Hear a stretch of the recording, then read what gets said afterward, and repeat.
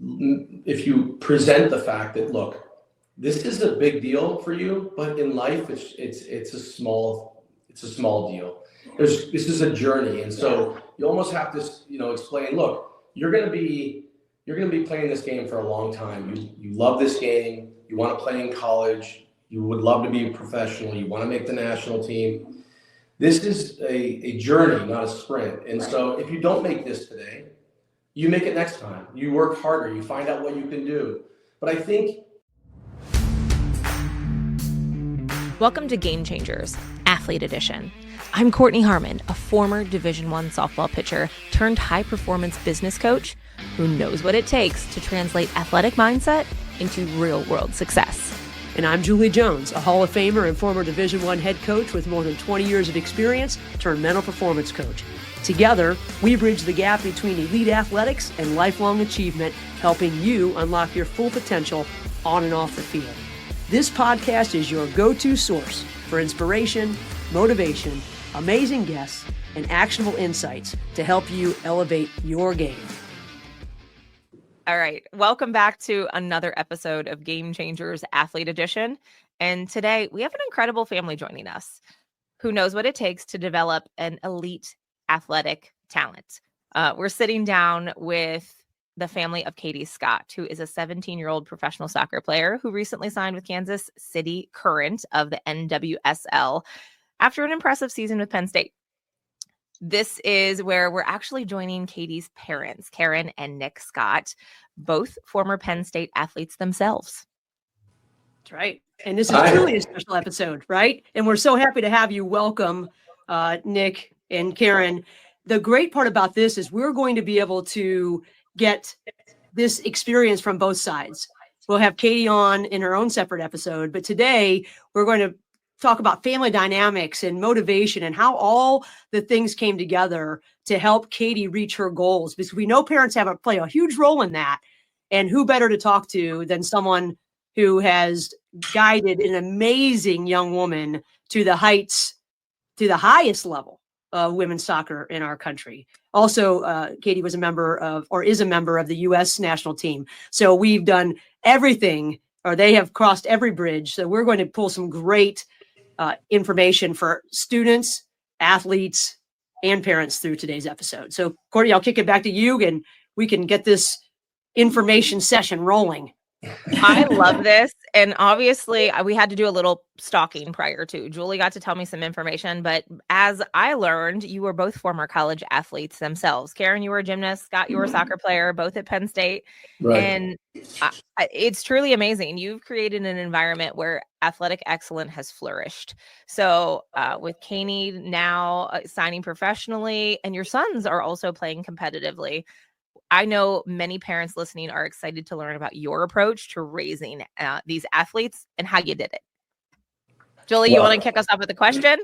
I'm going to let Nick take it from there. Well, no, I was just going to say thank you for bringing us on. I honestly, there's no blueprint for this. It's just a function of, you have 4 kids and you one after the other. Kind of close together, and you just kind of run with it. And we obviously are a product of our experience. We were both athletes at a pretty high level. So you kind of take your experiences and you don't get directions with kids. You just start raising them. And so I don't know that we had a directions or a blueprint for this, but we're very proud of all of them, and they're all very different. Every one of them is very different, but we're happy to talk about it and give any insight we can. We don't consider ourselves professionals at this or experts. We just happy to be on the show. Karen, when you and I talked on the phone last week, we were talking about parental support. And one of the things you mentioned was somebody from Katie's team came up to you and said, how do you remain so positive through the experience? And I thought your response was excellent. And there's so much pressure, right? You're watching your kid at this really high level, and obviously you're like focused in on them, and you're watching every move, and you notice every little mistake and every great play. How do you maintain your composure, and how does that affect both of you? How does that affect your kids. And what do you see with other parents in the benefits of having a certain mindset compared to others? Well, the level that they are at now with Katie and our son Nicholas, who's playing in Germany, I mean, they're their worst critic, right? They know what they did wrong on the field. So our job is to be that support when they come off the field and give them the big hug, give them the smile, and tell them you love them and great job out there. They know what they did wrong. They know what they can improve on.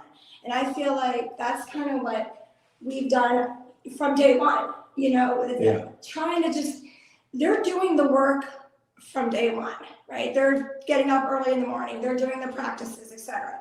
So when they're now competing and on that field, I just feel like it's hard to see other parents be so critical because they're their worst critics. And I think there's a point in time, I played soccer and Karen was a competitive athlete, being a gymnast. And so along the way, it's natural to coach your children. When they're really young and you're in your family room and they're 5 years old, 4 years old, and you're playing, passing the ball back and forth, you're giving them advice. When you collect the ball, here's how you do it. Here's how you strike the ball. And you have fun with it. It's like a game. At some point in time during that process, as they get older, you transition away from being a coach. I don't have any licenses. I'm not a coach. They're surrounded by such great support in the coaching world that when they come off the field and maybe didn't have their best game or their team didn't win, they don't need to be told that. They know that. Yeah. They come off the field. You don't need to say, hey, you could have done this better. You could have done this. Why didn't you collect the ball better? Why didn't you look for the outside winger when you had the ball in the middle on that one play? There's no place for that because, first of all, they know that. You don't have to remind them of that. What you need to do is say, hey, you know what? It was a great game. I thought your team did great. You made people around you better. What's next? And, life's bigger than soccer. And so if you keep that in mind all the time, I think they don't have that pressure. If they come off the field and there's somebody immediately saying to them, well, why don't you do this? Why don't you work harder? Why don't you score more? I think it immediately takes they're already kind of in an upset mood, just even worse. And takes the joy, like that joy. The one thing about this sport and any sport, you have to create an environment that's challenging but fun. And if it's not fun, they're not playing for them, they're playing for you. Yeah. Whether it doesn't just have to be a parent, it could be an uncle, it could be a brother, it could be a coach.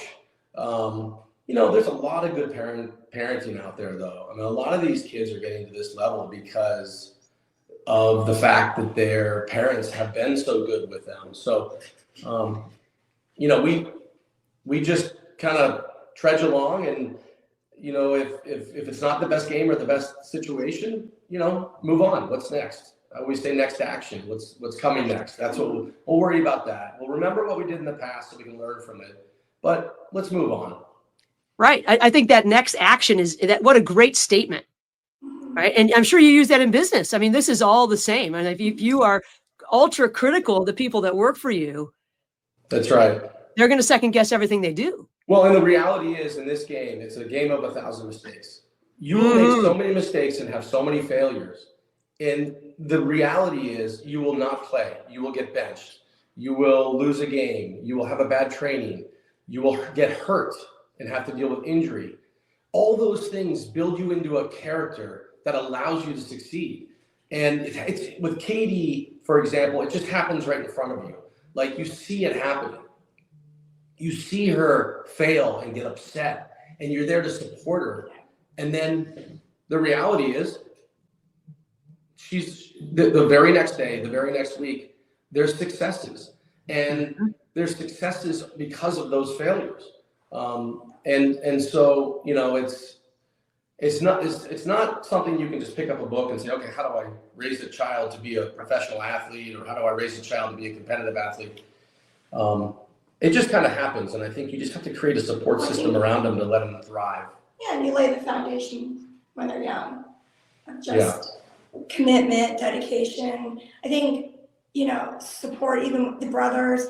Katie has 3 older brothers, and whether they are playing high school basketball and not at the college level, Katie was supporting her brother Zach or supporting her brother Will, and they're at Penn State right now, and they are fraternity brothers and having the best time of their lives. And it's funny because she supports them in everything they do, and they support her in everything that she does. And I think there's no jealousy, there's no it's just we're very lucky and very fortunate with that. I noticed on her Instagram, because I follow her on Instagram, she has videos of her brothers playing basketball. Yeah. She's there, it's no different than the videos of her playing for the national team. That's Right. just how we roll. Yes, absolutely. You obviously have helped her navigate very new waters, obviously. Mm-hmm. And there's constant pressure, I'm sure. So as you helped Katie through this, how do you help manage the pressure of such a high level of competition from such an early age? What advice do you have? Honestly, don't take it so seriously. I'm just telling you, like, these kids are 12, 13, 14, 11 years old, and they're waiting for an email to find out if they made a roster. The pressure of that on a child that young is so challenging that I think if you present the fact that, look, this is a big deal for you, but in life it's a small deal. This is a journey, and so you almost have to explain, look, you're going to be playing this game for a long time. You love this game. You want to play in college. You would love to be a professional. You want to make the national team. This is a journey, not a sprint. And so if you don't make this today, you make it next time. You work harder. You find out what you can do. But I think if there's pressure to make it and there's disappointment surrounding them when they don't, that's challenging. They already have enough challenge. To see some of these girls and these young athletes go through the pressure that they have to go through on their own. Yeah. There's no reason to give them added pressure. Well, just being a female athlete or a teenage athlete, there's so much pressure just with the social media aspect. I think our boys didn't have as much pressure. I think girls do. So I think even with Katie, I think we talk about trusting the process. Be patient. Yeah. I think that's a huge thing with Katie, especially right now. Patience. She's 17 years old, and patience. She's in an incredible environment with, top-notch coaching. Her teammates are phenomenal. Couldn't ask for a better team, to be honest, in the environment. But she's 17. Her mentors are World Cup players who are 27. We couldn't ask for anything more, but she has to be patient. She's not going to roll in and, X, Y, and Z. It's just, I think that's hard, right? That's hard, but it's concentrate. Katie trusts the process, be patient.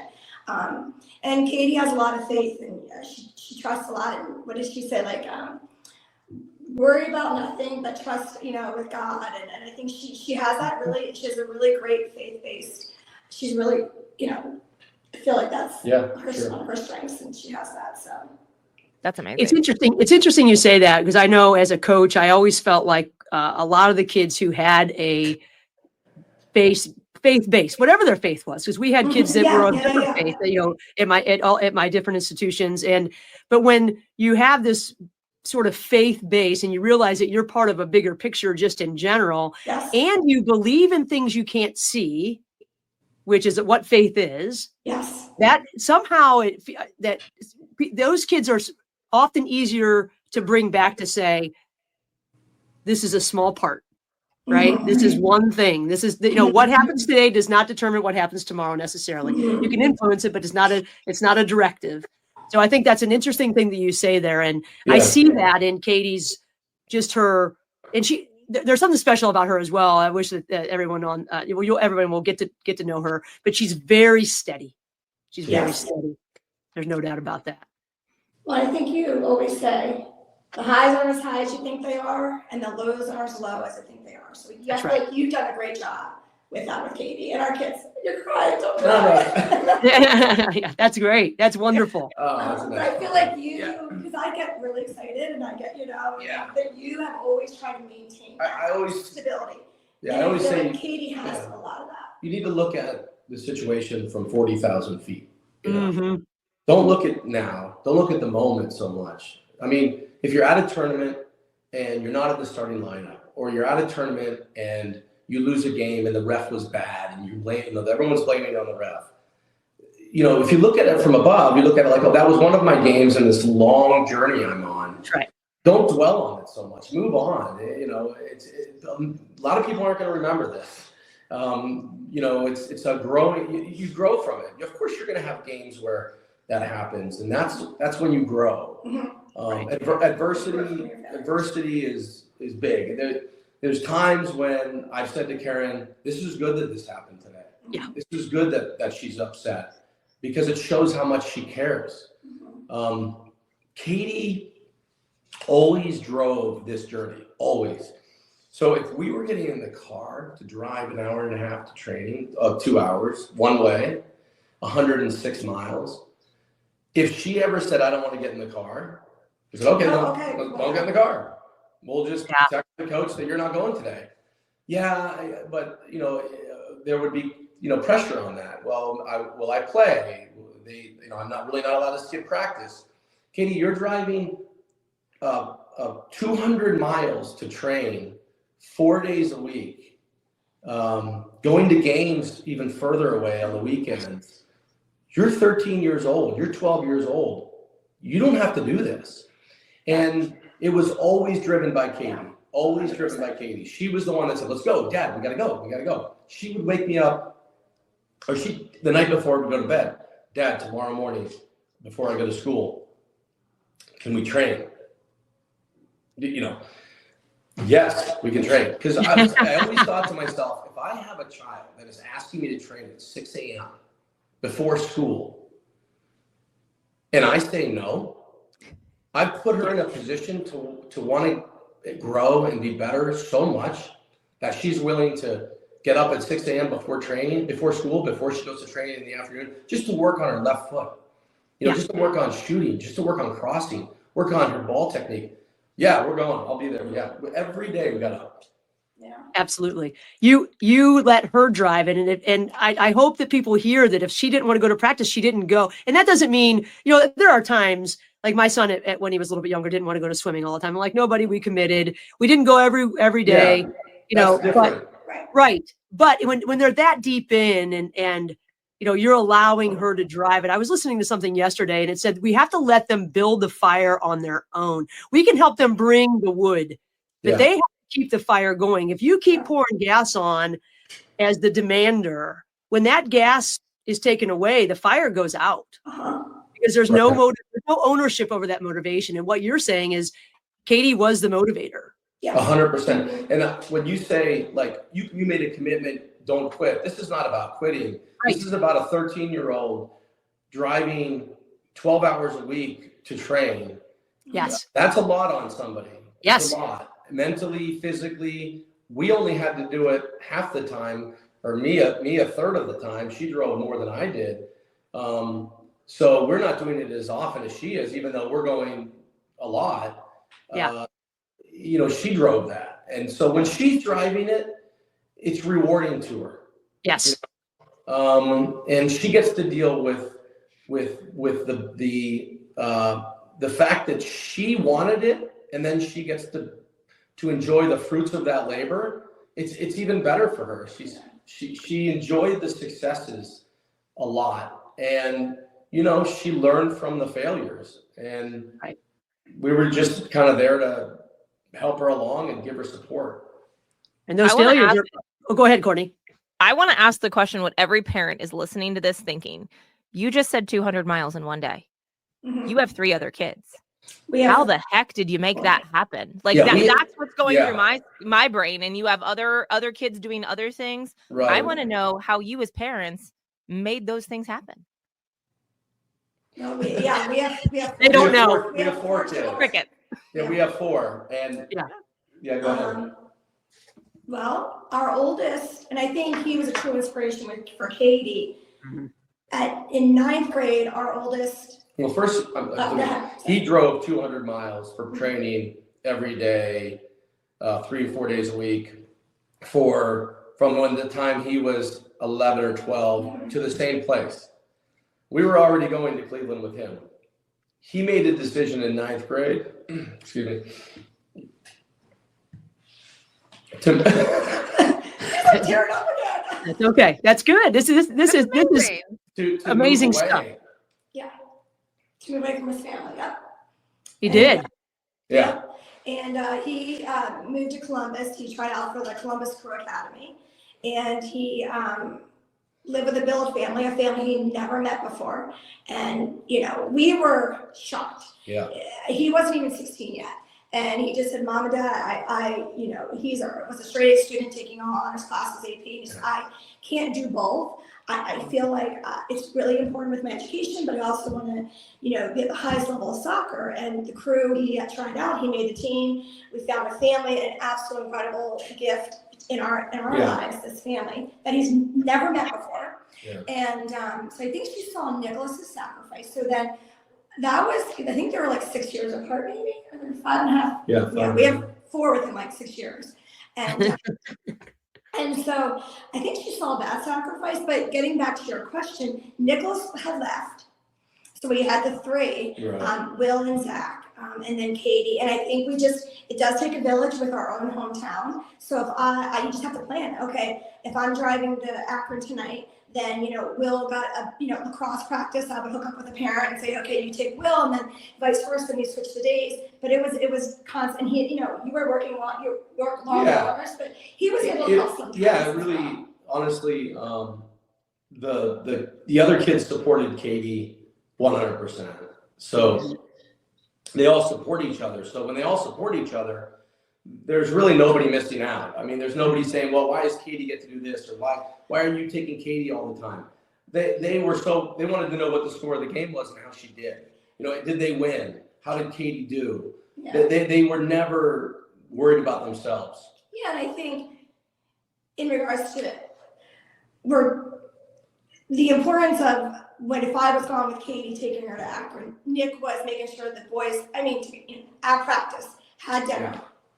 Doing their homework. So we still had, a nice schedule. I guess you could say we were really scheduled as well.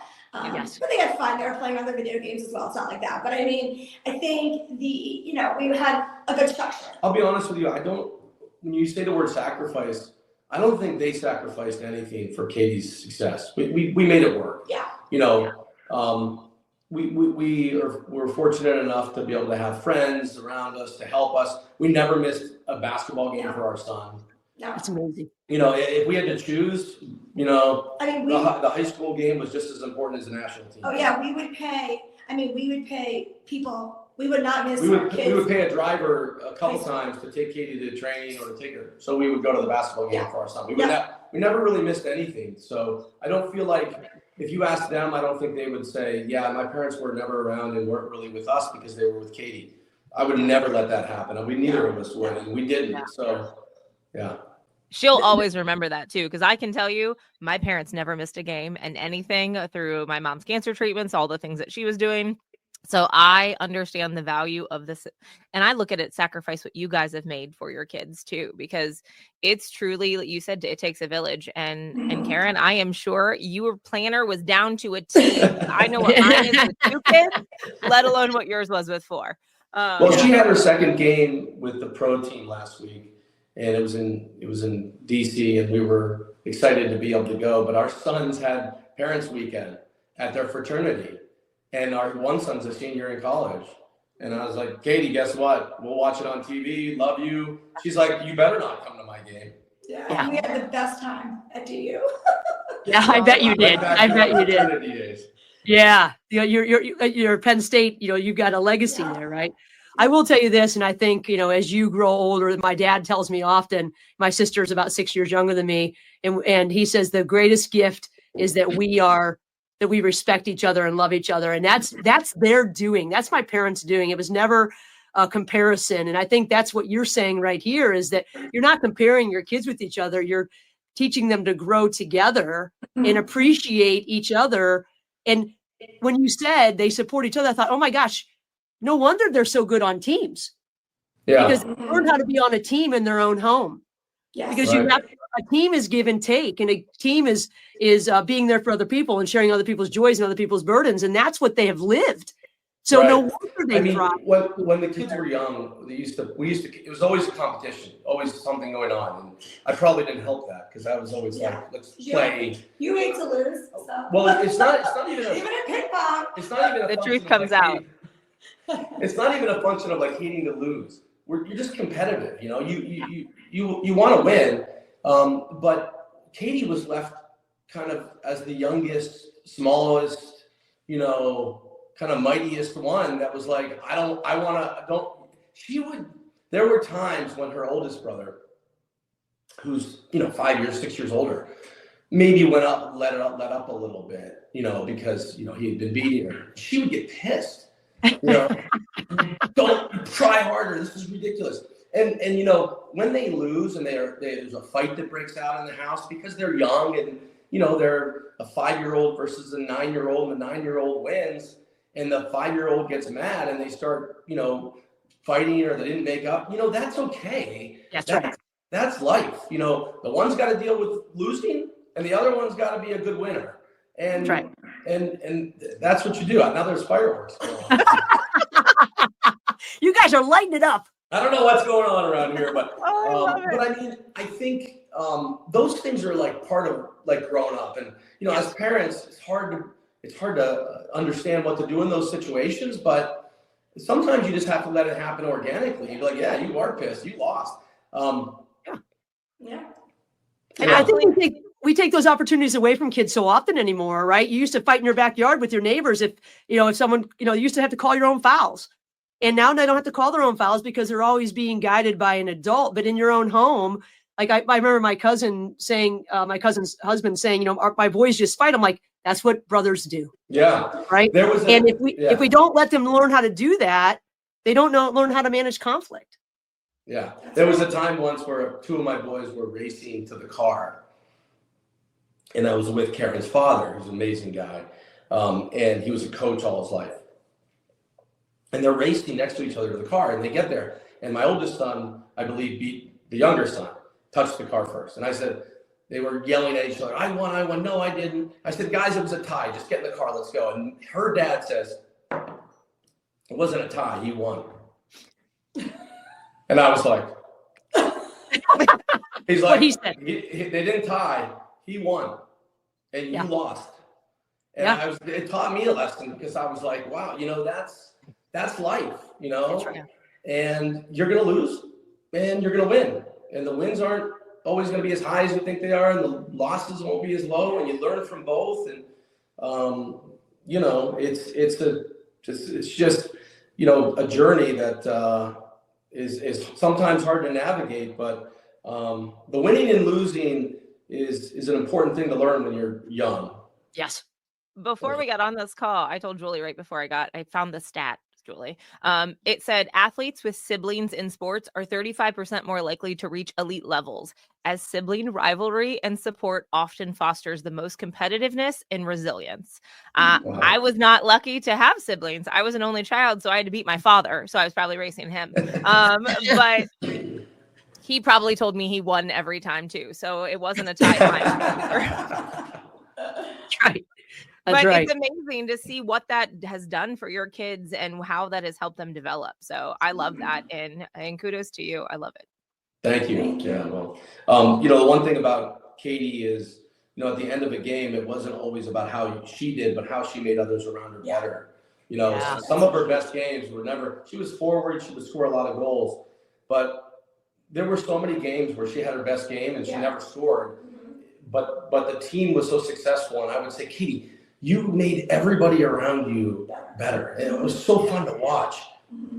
Yeah. So. And pointing that out, I think that's where so many parents get lost, is that I think people will repeat what you applaud. And if that's what you're really looking for, then they'll start to look for opportunities to do that more. It's always the person who scores the most and the person that hits the RBIs and all the other things that get the acknowledgement. But the truth of it is they don't get there on their own. And your recognition of the fact that you made everybody better that's how teams win. Yes. That's the most important thing you can do on that field. Yeah, it's true. Because being great on your own is great for you, but it doesn't necessarily help the team. Right. And so, there you find sometimes in youth sports and soccer where the parents will gauge the success based on how many goals you score. Mm-hmm. And, that's tough because you could lose a game and your parents or your mentors are mad because, well, you didn't score the 4 goals. You had 1. You should have had 3. And it's like, I'm not sure. I don't quite understand where that's going, because if they contributed to those goals or they contributed to the win in any way, that's what they're there for. And I think you learn along the way that the high level coaches are looking for the player that can make a difference on the field all the way around, and if you can make people around you better, the whole team gets better. That's right. And if your team doesn't win, you don't get the awards, quite frankly. Yeah. We've seen that. And Kortney, we saw that at Cleveland State. Excuse me. I saw it at Akron. Our kids would lead the nation in things. And if we didn't have a winning record, they would get no accolades the next year, same exact stats. We win. They're, All-American. Right. I'm like, literally those things, the better your team is, the more you get. Right. So Right. if you really want to be great, you've got to make your team good. Yeah. 100%. Right. And I know we're talking about parenting, but Katie was always surrounded by amazing coaches and mentors outside of us, which is a huge help. Yes. Carrie and ISC. Zdravko from ISC, they were really good with Katie, and they really guided her in a way that allowed her to succeed the way she did. And then, moving right on through, she has a professional coach, Matthew, that works with her at home, who was a great mentor to her. And then going on to college with the Penn State group. And then that was a short period of time, but and then we move on, and now we've got, honestly, this incredible crew here with Vladko and his team. She's been surrounded by amazing people. And I guess when you bring the accolades that she has and the personality and the attitude of succeeding the way she does, and you add that training, it kind of multiplies into something really great. Can I ask a question while we're on coaches? And I'm going to assume that Katie didn't always agree with her coaches. How do you recommend, or what's your advice to parents and athletes when you don't agree with your coaches? How do you manage that? And what does that do to performance? I mean, I'll just let you take it from there. But that's something that, a lot of people, it's the coach's fault a lot. Yeah. So, I think there's kind of a couple of answers to that. But the first one is, like, they're your coach, so deal with it. There's no mom or dad who's going to make a phone call and tell the coach that they're wrong. They're being paid to do the job. It's their responsibility. It's their style. We're here. They're the coach. We stay out of the way. Now, at the same time, the Katie's being molded, and she's learning from these coaches. And so she's a very smart, wise individual. So if she thinks that the coach is wrong, she might make a mental note of that and say, well, I don't like the way that he's treating some of the other players or talking to them, or he or she. Sometimes you learn a lot from leaders that aren't the best leaders, because you learn what not to do, how not to treat people, what not to say. And so, Katie really, I believe, didn't have much of that in her career, but there were times, 100%, she was like, I'm confused by this. I don't know why they did this. Why are they, treating this player differently than this player? And so, first of all, it's life. Deal with it. Learn from it. And let's move on. Let's not dwell on it. It's out of our control. We always tell Katie, Control the controllables. Yes. That's a huge. and it's so big in this sport, you have to control the controllables. If you can't control it, move on. Yeah, don't dwell. Because it can fester and eat away at you. So, and that's just in life in general. Control what you can control. Yeah. Let go what you can't. Yeah. And next action, because I always feel like, if a player makes a mistake, the game is full of mistakes, and so a lot of times they'll get down on themselves, or they'll look at their parents and, are they mad at me for doing that? Yeah. You just you forget about it and you move on. But to answer your question, I think we've been pretty lucky. She doesn't, obviously has had coaches maybe that she hasn't always agreed with, but she doesn't really dwell on those things very much.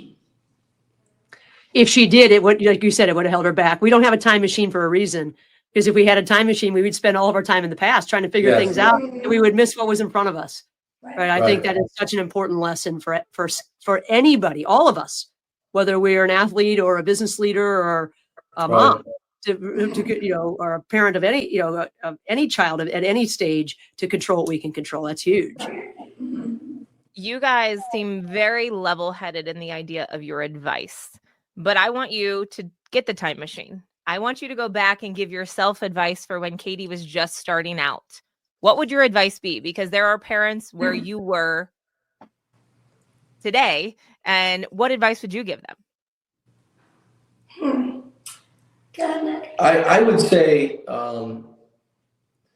there are situations that will take place, whether it be something a parent said, your child not starting, not making the lineup, moving down to a team that's lower. I would say be very careful not to go down the rabbit hole of conspiracy theories. Like, this is not about your child. There aren't a bunch of people in a room going, how do we somehow, make it harder for Mary Johnson? This is not happening. It's a journey. And the other thing is, I said this before, but don't take this so seriously. Like, they're 7, 8, 9, 10, 12 years old. Yeah, they're great. They're very good at what they do, but they're kids. And so,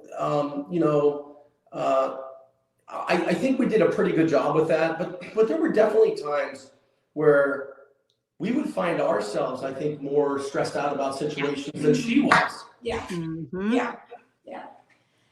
I mean, I think going back, I think one of the biggest things, every time Katie would leave the car for practice or for a game, even for here, I wrote on her, I thought it was dry erase, which is hilarious. I wrote on her little refrigerator, have fun. Because that's one thing, like, work hard out there, but have fun. And so I wrote have fun, but ironically, it was in Sharpie. So Katie's like, Mom, we can't write the list anymore. And but this big have fun with a smiley face. And I feel like that's one of the biggest things. Going back, it's like, if I could do that with, I feel like we tried as much as we could. Yeah. But with Nicholas, our son, and Will and Zach and Katie, have fun. Work hard out there. Be competitive. As April Heinrich said to Katie, compete when you're out there. And then say sorry later. And that's why I always say to Katie, compete, say sorry later, have fun. Yeah. And I just feel like that has stayed in my mind with what April said as well. Compete, say sorry later. But the minute they're not having fun out there and they're doing it for somebody other than themselves, yes, that's when they get in trouble. Yeah. And just going back, like, I always used to say, make a difference. I used to write on all the notes, so I said her, make a difference. So much so that when she was 16 years old, she said, I want to get a tattoo. And of course, I'm like, oh my God, I can't believe you want to get a tattoo. And then she said, you're going to get one with me. And I was like, I would never get a tattoo. I don't like needles. I do not like something final on my skin that I can't take off. I can't do that. But when she was, the day before she left for Penn State, she arranged an appointment with a tattoo artist and took me there, and we got a tattoo. And she got Make a Difference on her arm. That's awesome. In your handwriting. Yep. With all the in your notes handwriting? Yeah. Yeah. Oh, that's amazing. And I got it on my ankle, but not in my handwriting, but I got it on my ankle. And I think that kind of thing, I've been saying that to her every day when she left for school, when she was, kindergarten, make a difference today. And then I used to tell her, come back to home today, tell me what you did to make a difference. Oh, I held the door open for someone, I helped someone. I sat with someone who was alone. Katie didn't care about popularity. She always took care of the kids that, weren't being noticed. She always cared for the kids that were on their own. But no, my only point was going to be that kind of translated to soccer. Mm-hmm. And not necessarily intentionally. In the beginning, it was just make a difference today. But in the soccer world, there's kids on the team that are down. There's kids that aren't playing as much. There's kids that aren't succeeding. And so she would talk to them, Yeah.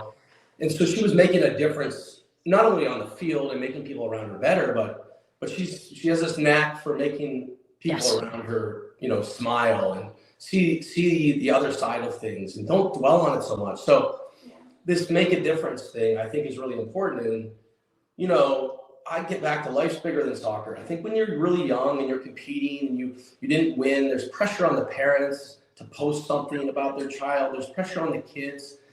Honestly, all of that we never really got involved in. We kind of stayed away from social media. And I think it was just like, listen, are we having fun? Are we getting better? Are we making a difference? Great. Let's go get something to eat. Yeah. Are you being kind? Are you being a good human? I feel like that was the character of our kids. I think it's, we're very lucky and fortunate and, in our situation. And I feel like, I think that's one of the biggest things is just being a good human, because soccer is going to come and go. Basketball for Zach and Will come and go, right? So, are they being a kind human being? Are they being respectful to other individuals that are different than they are? I'll tell you one thing that never happened. We never sat down any of our kids, including Katie, and said, you better get out there right now in our front yard, and you better work harder, and you better sprint, and you better set up cones, and you better go shoot because you were terrible last game. I don't know what you're doing. Not even close to that. It was never that. It was, so I think there was never any pressure on her, so she didn't have to deal with that. Yeah. And so organically, she just loved the game, worked hard, wanted to be better every day and grow, and we were there to support her. And I think that's the most important thing. Yeah. Instead of driving it, support it. That I think has been our kind of motto, I think. One of the best ways to relieve pressure is to help others. That's a proven research way in sport or in life in general. If you want to relieve your own pressure, get outward, right? Get out of your own head and into somebody else. That is such great advice. And I love make a difference. That's huge, right? Our saying when we go out the door in the morning is be strong and courageous, right? But I think I like make a difference better. I'm going to have my Well, and I can't stand my own handwriting, and now my daughter has it tattooed on her arm every day. But it's really kind of cool and makes me proud. So I love it. Absolutely. I think it's amazing. Yeah, and Julie, you've done a great job with her too. You've been a big help with her along the way. Well, it's easy with Katie. I told Karen, I knew from the very beginning, because I saw her like looking at me so intently the very first day that I was there. I thought, this kid thinks differently. And she was just, how she looks when she's intense. Oh, yeah. She's just looking at me, and I was like, and then she didn't smile. She didn't give any really feedback. And then one day she says, you know what? Can we talk individually? And I'm like,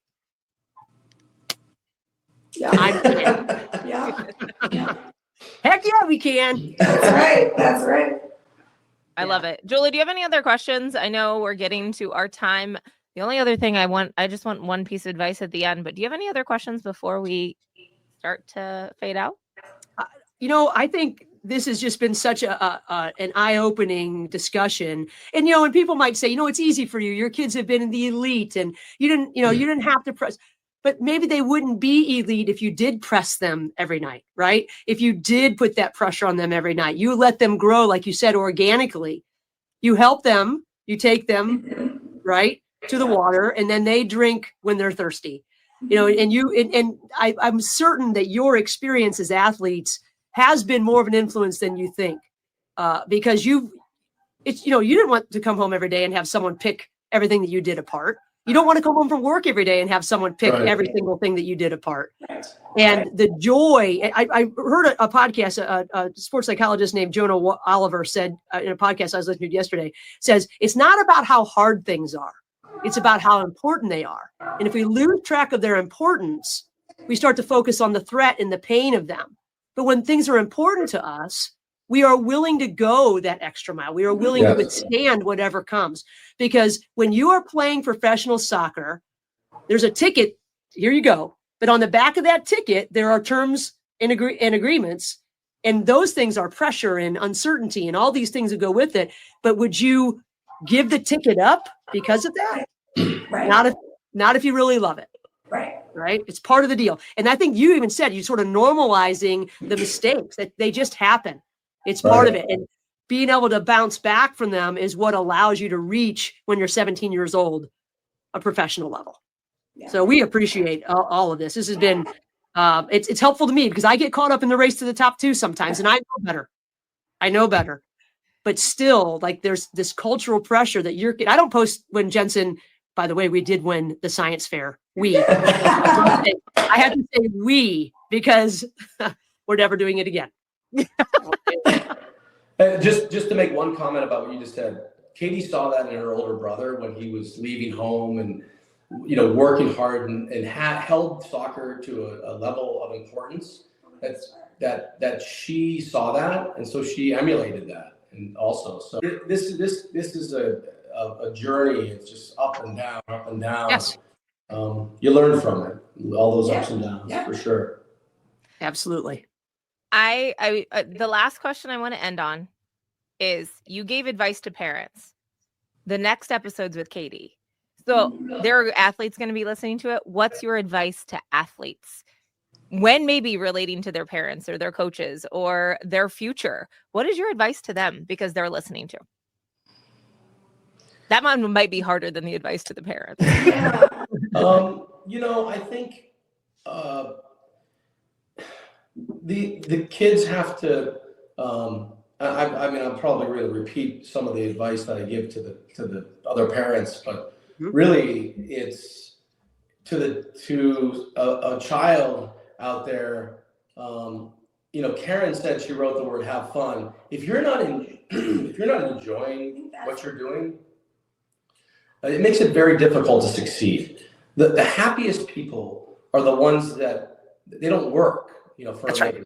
You know, they have fun and they make a difference in people's lives. They make a difference in their own life, and they succeed. So the thing is, like, I would advise, you know, these athletes to not take things so seriously. Like, I always say, you know, you get out of it what you put into it. Right. If you want to make the national team, if you want to play Division I soccer, if you want to play in college, it's going to take work. Lots. If you're not having fun doing that work, then you don't want to be a Division I athlete. Right. You don't want, it's not worth it. It's so much effort. So if you have fun at it and you understand that what you put into it, you'll get out of it, you can succeed, you can play at a very high level, and you can have a lot of fun and a great career. But it takes a lot of work, and you gotta, if you don't have fun doing it, then I would suggest you do something you have fun with. And if you don't want to play at that level, it's okay too, right? It's fine. It's fine. Yeah. Right. Yeah. I mean, there's a lot of people that, you know, Katie has played with over the years who were very talented, very great. They didn't love it, so they did something else. They played a different sport. And you know what? Kudos to them. You know, that it's more important to be happy. Life is bigger than soccer. You know, you get out of it what you put into it, but you want to have fun while you're doing it. And last thing, Kortney, I do want to highlight the fact that Katie did play basketball as well. I did see that. In high school. She did. Yeah, so that whole multi-sport, you know, like you can be a professional soccer player. Abby Wambach did the same thing, right? You could be a professional soccer player and still play high school basketball. It is possible, people. I know it doesn't seem like it, but it is. And we've got proof right here. It's true. It was difficult, but she did, and she had fun with it. And the coaches were great, understanding her situation. But at the end of the day, she loved soccer so much that you have to sacrifice too. Yes. You had to sacrifice playing basketball to follow her dream. And well, I was telling Julie this. I said she had to sacrifice because the national team camp was coming up and she didn't want to get hurt and whatnot. So you know what Katie said? Okay, I'll be the basketball manager. I love this team so much and I love this coach so much. I can't be there for a lot of the practices. I get it. But if I'm available to when the games are, I'll be manager. I'll be their biggest cheerleader. So I mean, she got best of both worlds then. So amazing. Yeah. That is amazing. Guys, I am so excited that Julie brought you on. This conversation was amazing, and there is so much more to explore with the Scott family. We are going to have Katie on next week, and we're going to talk to herself about her journey, what it takes from her perspective, and all the balancing, the challenges, the successes, and all the wonders. So thank you guys so much for joining us today. Thank you for having us. Thank you very much. Thank you. So appreciative. Thanks so much for joining us on Game Changers Athlete Edition. Remember, champions aren't born. They're built through dedication, perseverance, and the right mindset. If you found value in today's episode, share it with a teammate, with a coach, or someone who could benefit from this conversation. Don't forget to subscribe wherever you get your podcast and follow us on social media for exclusive content and daily motivation. Until next time, keep pushing your limits and stay focused on becoming the game changer you're meant to be.